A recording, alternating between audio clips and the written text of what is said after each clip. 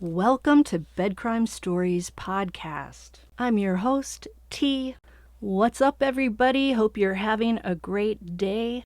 Small request, if after listening to or watching the video you find you enjoyed it or learned something, do me a favor, smash that like button and subscribe to the channel. Now, let's dig in. 59-year-old Rex Heuermann, who is now said to be 6 feet 7 inches tall. It's sounding like they measured him in jail as they outfitted him for his new pinstripe suit and his plastic flip-flops, appeared at the Suffolk County Criminal Court today, Tuesday, August 1st, for the first time since he pleaded not guilty to 3 charges of both first and second-degree murder for 3 of the Gilgo Beach victims, Megan Waterman, Melissa Bartholomew, and Amber Costello. Heuermann, wearing handcuffs and a chain around his ankles, displayed a stone face and what's been described as a chilling gaze. His hair was matted down, and he reportedly displayed a facial expression that suggested he was annoyed. Gee, sorry, Rex, we just have this little problem here about the 3 women that you allegedly murdered. Sorry if it takes a little bit of your time. And at one point, he did a scan of the packed courtroom. Some of the victims' relatives were there, although no one so far is saying which victims' families. Heuermann's own family was not. We know from court records that he researched the victims' families, and he even telephoned 2 of the family members using their deceased relative's cell phone. Can you imagine being in the courtroom with this guy, who the police say killed your loved one? Heuermann's lawyers were handed 8 terabytes of evidence to review, and it's made up of photographs, reports, and about 100 hours of surveillance video that was recorded prior to Heuermann's arrest. The video was taken outside of his Massapequa Park home and outside his office in Manhattan.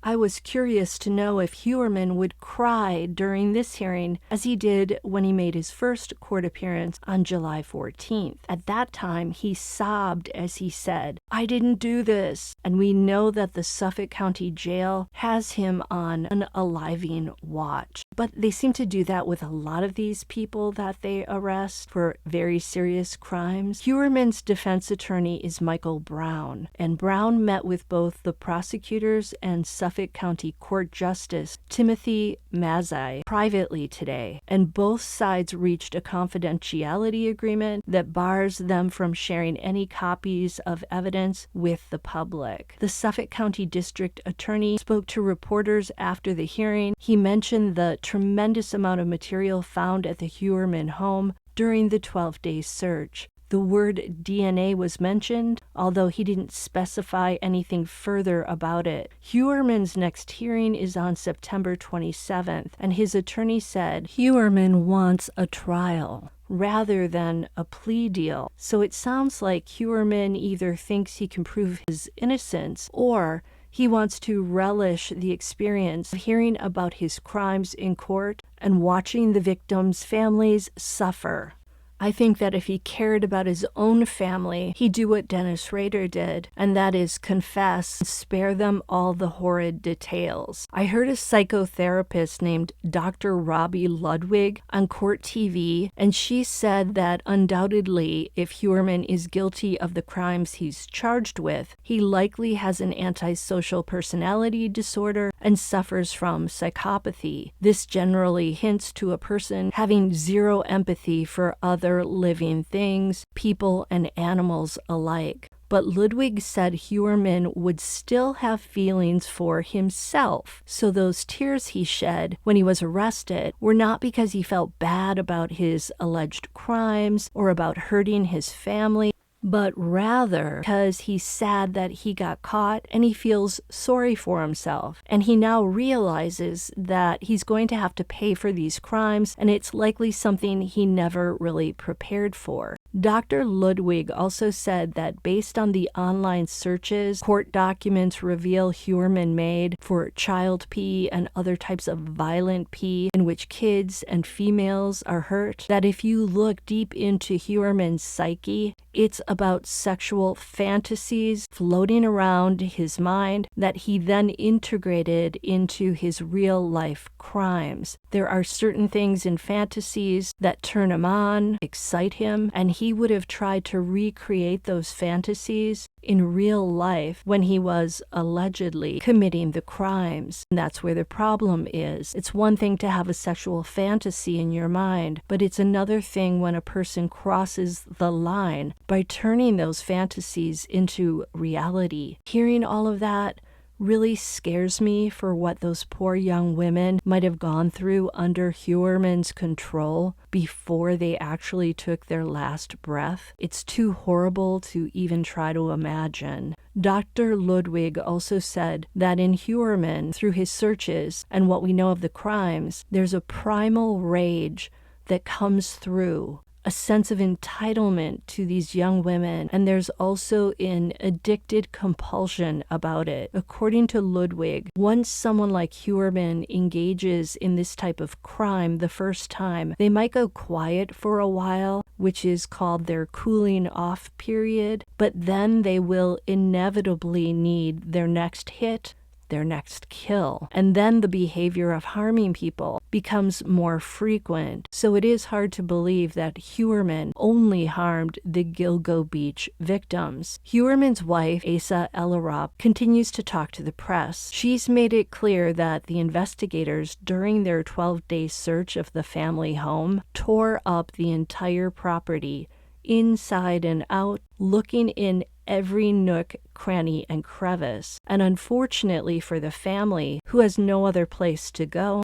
the investigators left piles of debris in their wake, leaving barely enough walking space to get inside the house and navigate through it. Of course, the police said early on that the house was already cluttered before they went inside, thus it's hard to know what the joint really looked like before the search. Per Ellerup and her attorney, Bob Macedonio, the investigators shredded the family couch, tore up Ellerup's bed and mattress, I'm assuming she shared those with Rex Heuermann, cut open a bathtub, which was vinyl, took pictures off the walls, emptied out dresser drawers, ripped up the floors, lifted up her $3,000 greenhouse in the backyard. I bet that was the only thing there that really belonged to her or that felt like it was really, really important to her, other than her children, of course. Ellerup also mentioned having 3 cats and having the investigators toss their litter boxes all over the place.